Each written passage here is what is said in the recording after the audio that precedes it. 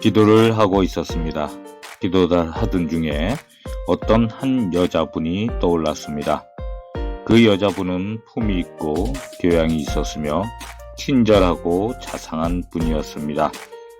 그분을 위하여 기도하라는 뜻인가 보다 생각하여 그 여자분을 위하여 기도하였습니다. 그런데 이상한 장면이 떠올랐습니다. 그 장면은 그 여자분이 돈을 세고 있는 장면이었습니다. 그리고 그 장면이 보이면서 계산이라는 단어가 떠올랐습니다. 보통 계산이라 하면 수를 헤아리거나 어떤 일을 예상하거나 고려한다는 의미가 있는데, 제가 느낀 영적 의미는 모든 말이나 행동에 그 여자분은 마음에서 우러나 하는 행동이 아닌 계산에 의하여 이루어지는 행위라는 것이 느껴졌고, 또한 이러한 행동을 하는 이유는 믿고 기댈 것이 없기에 이루어지는 행위라는 것을 알았습니다. 많은 사람들은 대인관계나 어떤 일을 할 때 계산이 작동하기 시작합니다. 하나님의 자녀도 예외가 아닙니다. 믿음이 아니라 계산에 의하여 행위를 합니다. 예를 들면 출애굽한 이스라엘 민족이 홍해 앞에서 계산이 작용하였다면 애국 군대를 피해 홍해 옆길로 빨리 도망치거나, 아니면 애국 군대와 싸우거나, 그것도 아니면 배를 어디선가 구해서 홍해를 건너야 했을 것입니다. 다니엘의 경우도 사자굴에 들어가게 되었을 때 다니엘을 죽이려는 무리들과 싸우든지, 왕에게 나아가 변명을 하든지, 아니면 도망쳐야 했을 것입니다.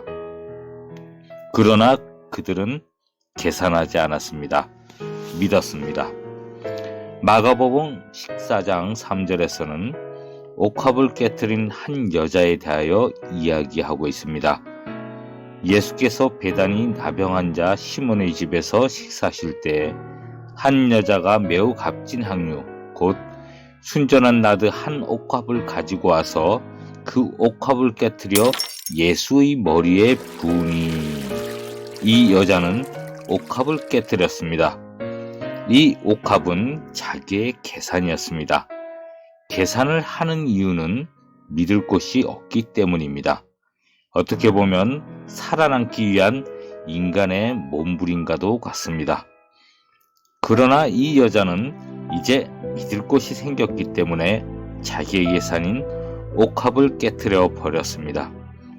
그런데 이때 이 자기의 계산인 옥합을 깨어버리고 예수님에 대한 믿음을 가진 이 여인의 행위에 대하여 아주 흥미로운 말과 행동을 하는 인물들이 있습니다.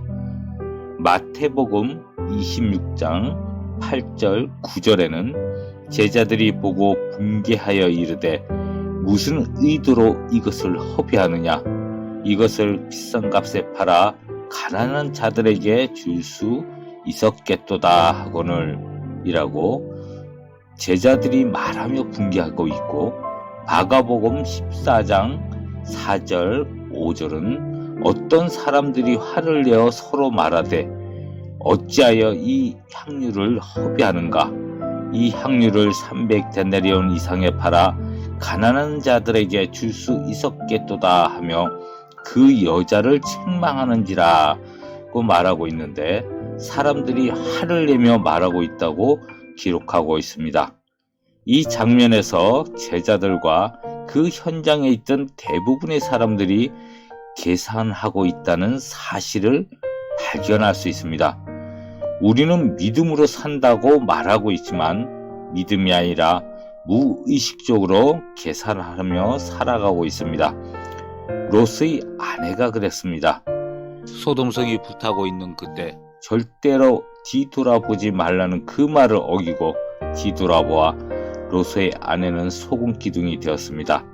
그녀는 계산을 하기 시작함으로 뒤돌아보게 되었습니다. 부셔지는 자기의 옥합을 바라본 것입니다. 당신에게 믿음이 있습니까? 계산이 있습니까?